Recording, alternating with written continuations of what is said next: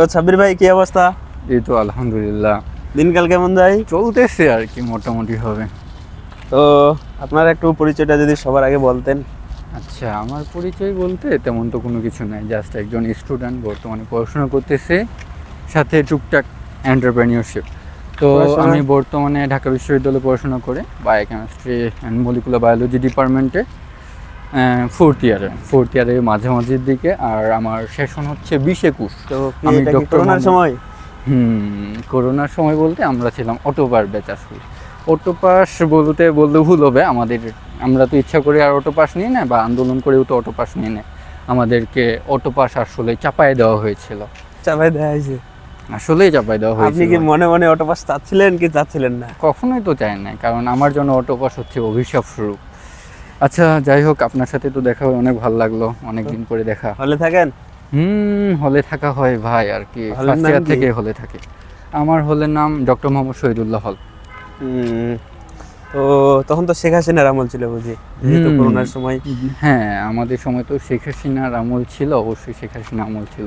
বর্তমানে তো আর আমাদের ওই আগের যুগ নাই, আমরা তো হলে যে পরিমাণে কন্ডিশনে ছিলাম, ওই কন্ডিশন এখন আর নাই। আর গণরুমে থাকতেন কি না? যে আগে তো গণরুমের কথা শোনা যায়। আমি হচ্ছে একেবারে ফার্স্ট ইয়ারের শুরু থেকে বলতে, যেদিন আমাকে হলের যেদিন আমি ঢাকা বিশ্ববিদ্যালয়ে ভর্তি হই তার একদিন আগে আমি হলে উঠে পড়ি। গণরুমে থাকতেন কিভাবে, কতজন? আসলে ভাই বলতে গেলে কি, যে আমি যখন ফার্স্ট ইয়ারে গণরুমে উঠি, আমার গণরুমে ওঠার প্রসেসটাও ছিল ভিন্ন রকম। সর্বপ্রথমত আমার প্রসেসটা ছিল এইরকম যে আমি কোথায় যাব, কি করব না করব এইটাও জানি না। আমি র্যান্ডমলি আব্বুর সাথে তো এর আগে আসে ভর্তি হয়ে যায়, বলতে প্রথমে যেটা ভাইবার সিস্টেম ছিল, ভাইবা দিই আর কি, ভাইবা মোটামুটিভাবে দেওয়া হয়, তারপরে চলে যায়। এরপরে ঢাকায় একলাই চলে আসি, জীবনে প্রথম ঢাকায় আসা, তাও আবার একলাই, জানি না কোথায় যাব কোথায় থাকবো। তো এর আগে যেহেতু ঢাকা বিশ্ববিদ্যালয় আব্বুর সাথে একবার আসা হয়েছিল, তো সে অনুযায়ী হচ্ছে বিষয়টা, আমি ঢাকা বিশ্ববিদ্যালয়ে আসতে পারছি ঠিকই, কিন্তু ভর্তি হওয়ার প্রসেসটা আমার জন্য খুবই কমপ্লিকেটেড ছিল। কীভাবে ভর্তি হবো, কোথায় ভর্তি হবো, কোথায় যাব। তো তারপরে আরও বেশি কমপ্লিকেটেড ছিল আমার জন্য হলে ওঠার প্রসেসটা। আমি জানি না আমি কোথায় কীভাবে উঠবো, কার কাছে যাব। হঠাৎ করে আমি হলের মধ্যে গেলাম, আমার এক আন্টি ছিল, আন্টির সাথে। হলে ভাই আপনি কিভাবে উঠলেন? আচ্ছা ভাই, আমার হলে ওঠার প্রসেসটা ছিল একটু ভিন্ন রকম। কারণ আমি হচ্ছে যখন প্রথম ঢাকায় আসি, তখন প্রথম আমার ঢাকায় আসা হয় হচ্ছে আমার ঢাকা বিশ্ববিদ্যালয়ে চান্স পাওয়ার পরে। আমার কিন্তু ঢাকায় ভর্তি পরীক্ষা হয় না, আপনি হয়তো বা জানেন, আমাদের সময় ডিভিশন পর্যায়ে পরীক্ষা হতো। ডিভিশন বলতে আমার পরীক্ষার সেন্টার ছিল রংপুরে। তো আমি এর আগে ঢাকায় আসি না, যখন প্রথম ঢাকা বিশ্ববিদ্যালয়ে চান্স পাইলাম, তারপরে ভাইবা দিতে আসার লাগে। তো সেটা হচ্ছে আমার এক আপু আছে, সম্পর্কে আপু, ফুফাতো বোন, ওই বোনের বাসায় উঠি, সেখানে আমার আব্বু ছিল। তো আব্বুর দ্বারা হচ্ছে আমি সেখানে আসলে উঠি আর কি। তো তারপরে হচ্ছে ভাইবা দিলাম, ভাইবা দেওয়ার পরে হচ্ছে আসলাম আর কি হলে। এরপরে তো আবার বাসায় চলে গেলাম, বাসায় যাওয়ার পরে হচ্ছে আমি আবার একলাই ঢাকায় চলে আসলাম। আমি জানি না আমি কোথায় গিয়ে থাকবো, কি করব না করব, বলতে সম্পূর্ণরূপে আমি আমার জ্ঞানটা একেবারে জিরো লেভেলে। তো তারপরে হচ্ছে আমি এক পরিচিত আন্টির সাথে কথা বললাম আমাদের এলাকায়, উনি ঢাকা বিশ্ববিদ্যালয় বোটানি ডিপার্টমেন্টে পড়তো। ওই আপুর নাম ছিল মৌসুমি আপু। তো মৌসুমি আপু আমার সাথে জাস্ট একটু দেখা করছিল না, ওই দিন ক্লাসও ছিল, ল্যাবও ছিল। তো আপু আসার আগে আমার হচ্ছে ভর্তির প্রসেসটা একটু দৌড়াদৌড়ির মাঝখানে, আপনি তো জানেন ঢাকা বিশ্ববিদ্যালয়ে ভর্তি প্রসেস অনেক লেন্দি, অ্যানালগ সব কিছু অ্যানালগ, লাইনে দাঁড়া লাগে, বিশাল বড় লাইন, তারপরে হচ্ছে টাকা জমা দেওয়ার লাগে, তারপর ডিপার্টমেন্টে দৌড়ানো লাগে, রেজিস্টার বিল্ডিং, অনেক ঝামেলা আর কি। তো সবগুলো মিলায় অনেক সময় চলে গেছে। তারপরে হচ্ছে আন্টির সাথে হালকা একটু দেখা হলো। আন্টির তো হল সুফিয়া কামাল, তো উনি আবার একটু রেস্ট্রিক্টেড টাইপের ছিল, উনি আবার ছেলেদের হলেও ওইভাবে যায় না। তো আমাকে জাস্ট ধরাই দিছে যে তোমার হল হচ্ছে এটা, তুমি হলে চলে যাও। তারপরে তো জানি না আমি কোথায় যাব।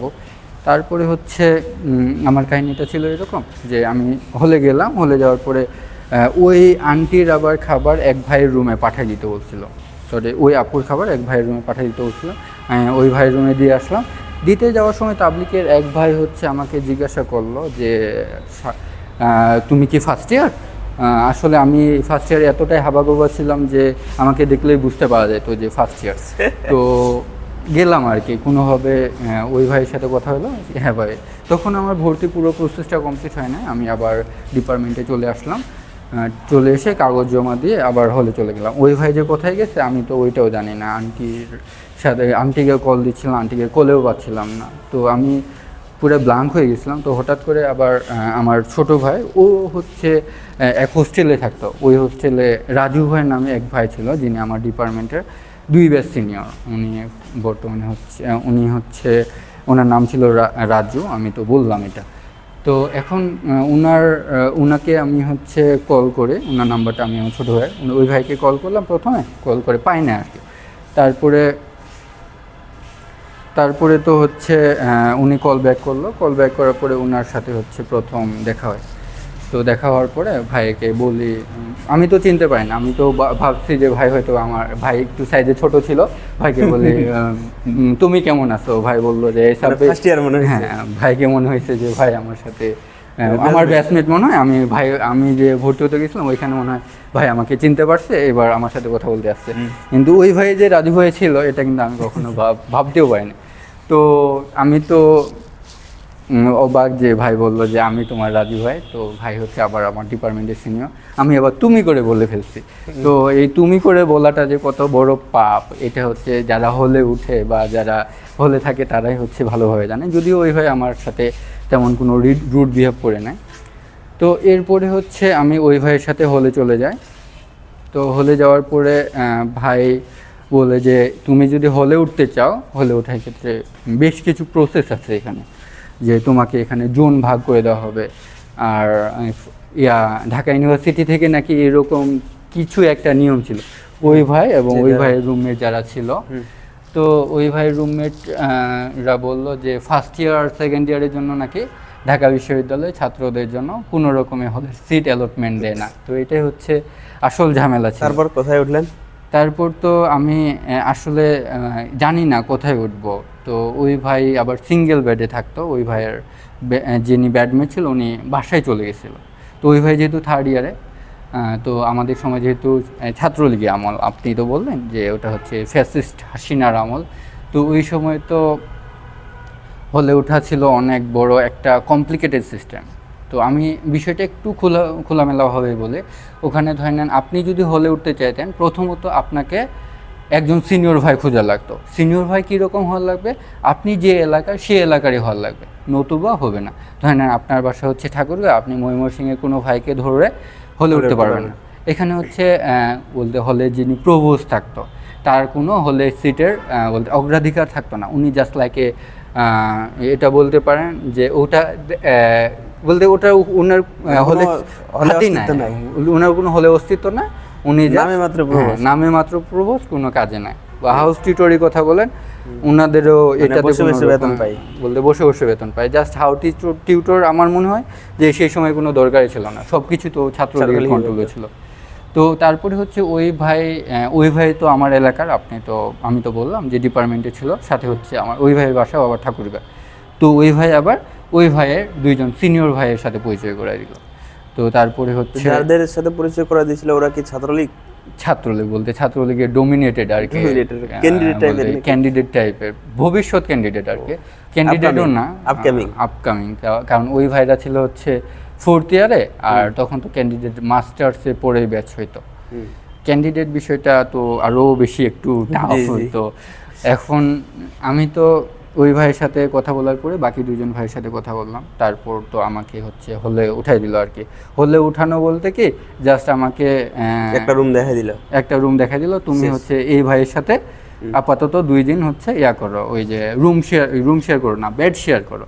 তাও আবার জায়গাটা একটা চিপার মতো, কোথায় আমার জিনিস রাখবো এটারও কোনো ঠিক ঠিকানা নাই, বলে কীভাবে থাকবো এটার কোনো, বলতে ওটা কিন্তু আমার লিগাল কোনো রুম না, জাস্ট এমনি দেখা দিয়েছে উঠো। তো তারপরে হচ্ছে আসলো গণরুমের বিষয়টা। তো আপনি গণরুমে কয়জন থাকতেন? গণরুমে আমরা থাকতাম ভাই 31 জন, যে রুমটাতে আসলে 4 জনও থাকা যায় না। 4 জন থাকাটা আসলে ঠিক, কিন্তু ওই রুমে আমরা থাকতাম 31 জন। তো 31 জন থাকতেন মানে আপনার কি ব্যাচমেট 31 জন ছিল না আরও বেশি ছিল?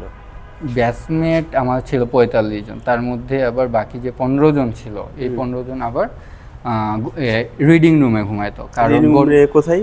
কিভাবে? রিডিং রুমে হচ্ছে আমাদের টেবিলগুলা ওই চেয়ারগুলো আছে না, তো হ্যাঁ চেয়ার টাইপের, মানে যেখানে পড়তে বসে? হ্যাঁ যেখানে পড়তে বসে 4-3টা চেয়ার একসাথে করে দেয়। তা বাসা থেকে তো বালিশ কিনে আনে, বা ডিএমসি মোড়ে আমাদের বালিশ পাওয়া যেত, ওখান থেকে বালিশ কিনে আনে, টেবিলের উপর দিয়ে দিত, ওই চেয়ারের উপর দিয়ে দিত, দেন ওইখানে ফ্লোরিং, আশেপাশে লাইট থাকতো, জাস্ট লাইকে রাস্তার মানুষগুলো যেরকমভাবে ঘুমায়, রাস্তার মানুষের মাথার উপরে ফ্যান থাকতো না, কিন্তু আমাদের মাথার উপরে ফ্যান থাকতো। রাস্তার মানুষের চেয়ারের যেরকম শক্ত, রাস্তাও তো একই রকম শক্ত। তো আমি হচ্ছে গণরুমেই থাকতাম 6 মাস। গণরুমে উঠারও একটা প্রসেস ছিল আবার এখানে হচ্ছে। আমি তো ওই ভাইয়ের সাথে বেড শেয়ার করে থাকছিলাম মনে হয় 2 দিন বা 3 দিন। তো 2 দিন বা 3 দিন থাকার পরে ওই ভাই হঠাৎ করে বলল যে তুমি তো আর এখানে থাকতে পারবে না, এখন এবার তোমাকে এখান থেকে বেশি দিন থাকলে যা হয় সম্মান, হ্যাঁ এখান থেকে তোমাকে বের হইতে হবে। তো আমি বের হইলাম আর কি। তো ভাই বলল এই যে এটা হচ্ছে তোমার রুম, তোমাকে এখানে থাকতে হবে। তখন দিনের বেলা ছিল, 4 জন 5 জন, ভালোই লাগছে, উঠলাম অনেক ভালো। উঠে বললাম আমরা তখন হচ্ছে যখন নতুন হলে উঠে 15 জন ছিল। তো 15 জন মোটামুটিভাবে একটা জায়গা পাওয়া যায় যে থাকা যাবে আর কি। কিন্তু যখন দিন বাড়তে থাকলো, আমি তো বললাম আমি একেবারে শুরুর দিন থেকে ভর্তি হয়েছি, ওই দিন থেকে হলে উঠে পড়ছি। তো যেহেতু ওই দিন থেকে, কারণ অনেকে তো তখন হলে উঠে নেয় আবার, তো আমরা প্রথম 15 জন 11 জনের মতো ছিলাম, পরে 4 জন আসছিল। তো হলে উঠলাম, মাঝখানে গল্প করলাম। এখন হচ্ছে ওই 11 জন ওই দিন রাত্রে ঘুমানোর সময় হঠাৎ করে এক ভাই রুমে নক করলো যে কে কে আছিস, সবাই রুম থেকে বের হও, উত্তরবঙ্গের কে আছে সবাই রুম থেকে বের হও। ভাইরা ডাকছে। কে কোন ভাই ডাকছে ওটা তো আমি তখন জানি না। হ্যাঁ, তখন আমি যখন ভাইদের সাথে যাই, আমি তো ফার্স্ট ইয়ারে ওই রকম ছিলাম যে আমি হচ্ছে কখনো কল্পনা করতে পারি না যে বাইরে বের হলে টি শার্ট পরে বের হওয়া যাবে। কারণ টি শার্ট পরে বাসা থেকে এরকম করে ভয়ে ধরাই দেওয়া হয়েছিল যে সব সময় শার্ট পরে। আমার একটা ফ্রেন্ড ছিল, তো ওর বাসা দিনাজপুর, ও বলছিল যে ক্যাম্পাসে কখনো টি শার্ট পরে বের হবি না, টি শার্ট পরে বের হইলে সমস্যা আছে, কিন্তু তোকে হচ্ছে যে কোনো সময় ধরতে পারে। তো আমি তো শার্ট পরলাম, খুব দ্রুত শার্ট পরলাম। লুঙ্গি তো কখনো আমি কল্পনা করতে পারি না যে রুমের মধ্যে লুঙ্গি পরেও ঘুমানো যায়। তো আমি হচ্ছে রুমের মধ্যেও তখন প্যান্ট পরেছিলাম, জাস্ট শার্টটা পরে নিলাম, শার্টটা পরে বাইরে বের হইলাম। তো এবার হচ্ছে আমাদের পুকুর পাড় আছে, শহীদুল্লাহ পুকুর পাড়, ওখানে হচ্ছে দেখলাম, আসার পরে দেখলাম আমরা হচ্ছে দাঁড়ায় আছি। তো একটু পরে হঠাৎ করে 4-5 জন ভাই আসলো, সবাই হচ্ছে হাত আগায় দিল যে ভাই আসসালামু আলাইকুম, এই টাইপের আর কি। হাত আগায় মানে আগায় দেখে এটা কেন, মানে কি হাত আগায় দিয়ে কি হয়? হাত আগায় দিয়ে এটা আসলে প্রোটোকল সিস্টেম। এটা প্রোটোকল, এই যে ভাই আসসালামু আলাইকুম, আমি সাব্বির, এটাও ভুল আর, আসসালামু আলাইকুম সাব্বির, বিএমবি, তারপরে হচ্ছে 20-21 ঠাকুরগা, বলতে এই 4টা শব্দ বলার লাগে। বাকি সমস্ত কিছু ওই ভাই বুঝে নেয়, কারণ এই প্রোটোকলের সিস্টেমটা এইরকম করা হয়েছিল। যেমন আমি আসসালামু আলাইকুম, তার সাব্বির থেকে নিজের নাম, তারপর হচ্ছে বিএমবি যেটা বললাম, কারণ এখানে সবাই সায়েন্স ফ্যাকাল্টি, বিএমবি থেকে ডিপার্টমেন্টের নাম, তারপর ঠাকুরগা এটা হচ্ছে আমার জেলার নাম ছিল, আর 20-21 মানে হচ্ছে আমার শেষনটা দত্ত। তো এটা হচ্ছে প্রোটোকল সিস্টেম, এটা প্রোটোকল দেওয়ার লাগতো আর কি। প্রত্যেকটা সিনিয়র ভাইকে আমাদের এইভাবে প্রোটোকল দেওয়ার লাগতো। তো গণরুমে কি ছাড়পোকা বা এরকম কিছু ছিল? তো গণরুমে ছাড়পোকা বলতে গেলে কি, ছাড়পোকাই হচ্ছে, ওটা ছাড়পোকারই আস্তানা ছিল, আমাদের আস্তানা কম ছিল, ওটা ওয়ান টাইপের গোয়াল ঘর। তো আমাদের শোয়ার লাগতো কীভাবে, আমি যদি সে বিষয়টা বলি, ধরে নেন আমি একটা জায়গায় শুইলাম, মোটামুটি শুরুর দিকে 10টা-11টার দিকে যারা ঘুমাইতো তারা হচ্ছে যথেষ্ট স্পেস পাইতো। কিন্তু যখনই 11টা-12টার দিকে 12টা বেজে যেত, 12টা বেজে গেলে তখন দেখা যেত যে অটোমেটিক্যালি এতটা চাপা হয়ে গেছে যে নিজে যে সোজা হয়ে শুয়ে থাকবো এরকম হয়ে শুয়ে থাকা যায় না। আমাদের ভাষায় বলতে এক সাইডে হয়ে শুয়ে থাকা লাগে, যেটাকে কায়েদ বলে আর কি, কাত হয়ে। হ্যাঁ, কাত হয়ে শুয়ে থাকার লাগে। তো কাত হয়ে শুয়ে না থাকলে আবার জায়গা পাওয়া যায় না, বলতে এর উপর হচ্ছে রুমের মধ্যে ফ্যান ছিল না, তো অনেকে ঘুমাইতে পারতো না, ঘুমাইতে না পেরে বসে থাকতো বা মাঠের মধ্যে গিয়ে শুয়ে থাকতো। এই টাইপের আমারও অনেক ঘটনা আছে যে আমি ঘুমাইতে পারি না, অনেক চিপা চাপা, তার উপরে হচ্ছে সোজা হয়ে শুয়ে থাকা যায় না। আর যারা তো 11টায় পড়ে আসে ওরা তো 12টা, ওরা তো ঢুকতেই পারে না আর কি, ঢুকার মতো জায়গা নাই, ঢুকতে গেলে কারো পায়ের উপর পাড়া দিয়ে দেয়। তো এটা নিয়ে আবার সমস্যা। তো এটাই ছিল আসলে গণরুম লাইফ বলতে, খুবই এভাবে আমাদের কাটাইতে হয়েছে 2 বছর টানা। বলতে এরকম এমন একটা দিনও যায় না যে আমাদের গণরুমে থাকতে হয় না, বা হচ্ছে কারো রুমে গিয়ে আমরা ঘুমাইছি, কারণ এরকমও আমাদের সুযোগ ছিল না। বিষয়টা আসলে ভাবতে গেলে অনেক কষ্ট লাগে যে এরকম কষ্ট করে আমরা আসলে আচ্ছা, আপনার গণরুমের কাহিনীটা তাহলে পরবর্তীতে বিস্তারিত শোনা হবে। আজকে আপাতত যতটুকু বললেন ধন্যবাদ।